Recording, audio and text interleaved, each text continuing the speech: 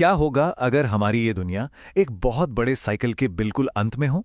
चलिए आज एक ऐसे ही आध्यात्मिक दृष्टिकोण को समझते हैं जो ठीक इसी विचार पर आधारित है कि एक युग खत्म हो रहा है और एक नए स्वर्ग की शुरुआत होने वाली है। शुरुआत ही होती है जबरदस्त ऐलान के साथ, ये कयामत का समय है। ये एक ऐसी घोषणा है जो हमारे आज के समय को पूरी मानवता के इतिहास में एक बहुत ही अहम मोड़ के रूप में देखती है। इस पूरी बात को समझने के लिए हम सबसे पहले दुनिया की आज की हालत को देखेंगे, फिर आत्मा की यात्रा को समझेंगे और फिर देखेंगे कि ये सब कैसे एक नए युग के वादे पर जाकर खत्म होता है। तो चलिए शुरू करते हैं पहले हिस्से से, दुख की दुनिया। आखिर इस नज़रिए के मुताबिक हमारी आज की दुनिया को शोक का साम्राज्य क्यों कहा गया है? यहां पर ना दुनिया को दो अलग अलग हिस्सों में बांटा गया है। एक तरफ था राम राज्य यानी सत्युग, जो कि पूरी तरह से शांति का समय था, और दूसरी तरफ है रावण राज्य यानी कलयुग, हमारा आज का समय, जिसे बहुत ज्यादा दुख का युग माना जाता है। इसे दुखे धाम भी कहा जाता है, मतलब दुख की धरती। और इसके पीछे वजह यह है कि इंसान विकारों के जहर को ही असली सुख समझने लगा है और अपनी सच्ची आध्यात्मिक पहचान से अनजान एक गहरी नींद में सो रहा है। तो अब सवाल उठता है कि ये गिरावट आखिर हुई कैसे? कहते हैं इसका जवाब आत्मा की एक बहुत लंबी यात्रा और भूलने के एक गहरे साइकिल में छुपा है। इस पूरी कहानी का जो सेंट्रल पॉइंट है वो है आत्मा, यानी शरीर के अंदर रहने वाली रोशनी की एक छोटी सी ज्योति। और सबसे दिलचस्प बात यह है कि हर आत्मा के अंदर उसके सभी जन्मों का पूरा रिकॉर्ड पहले से ही मौजूद है, जैसे कोई फिल्म की रील हो। तो ये जो चक्र है ये कितना लंबा है? ऐसा माना जाता है कि ये ठीक 84 जन्मों का है। हर आत्मा इस 84 जन्मों के चक्र से बार बार गुजरती है। अच्छा, अब यहां पर कहानी में एक बहुत बड़ा ट्विस्ट है। जो रावण है ना, वो कोई बाहर का राक्षस नहीं है, बल्कि हमारे ही अंदर के 5 विकार हैं। ये एक कलेक्टिव नेगेटिव एनर्जी है जो आत्माओं को उनके सही रास्ते से भटका देती है।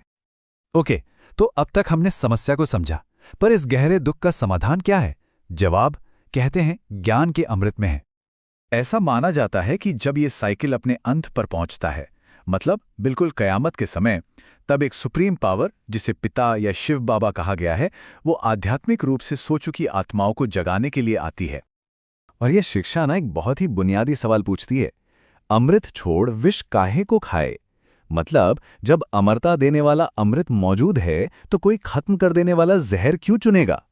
देखिए, ये स्लाइड इस चुनाव को बिल्कुल साफ कर देती है। एक तरफ है 5 विकारों का विष, जो दुनिया के सुखों के जरिए दुख और अपवित्रता की तरफ ले जाता है, और दूसरी तरफ है आध्यात्मिक ज्ञान का अमृत, जो पवित्रता और अमरता का रास्ता दिखाता है। तो ठीक है, ज्ञान मिल गया, पर इसको एक्शन में कैसे लाएं? इसका रास्ता है विष को त्यागने में, यानी उसे छोड़ने में। रास्ता बिल्कुल साफ है। सबसे पहले इस आखिरी जन्म में विकारों के जहर को छोड़ दें, फिर पिता से मिले ज्ञान के अमृत को पिएं और पवित्र बने। ये खुद को एक कांटे से, जो दूसरों को चुभता है, एक खूबसूरत फूल में बदलने जैसा है।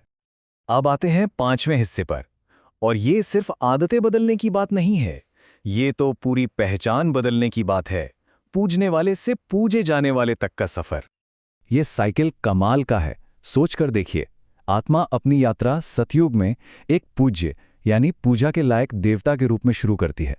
फिर 84 जन्मों के बाद वही आत्मा एक पुजारी बन जाती है जो पूजा करती है, और अब इस समय में उसे फिर से पूज्य बनने का मौका मिल रहा है।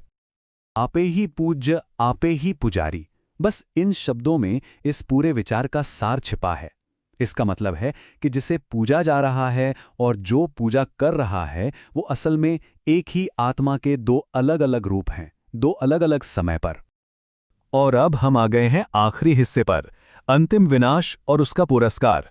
इस पूरी यात्रा का अंजाम क्या होगा? एक नई दुनिया का जन्म। तो अंत में एक विनाश है, लेकिन यह विनाश एक नए निर्माण के लिए है। पुरानी अपवित्र दुनिया, जिसे झूठ खंड कहा गया है, वो खत्म हो जाएगी और उसकी जगह एक नई पवित्र दुनिया यानी सचखंड या स्वर्ग की स्थापना होगी।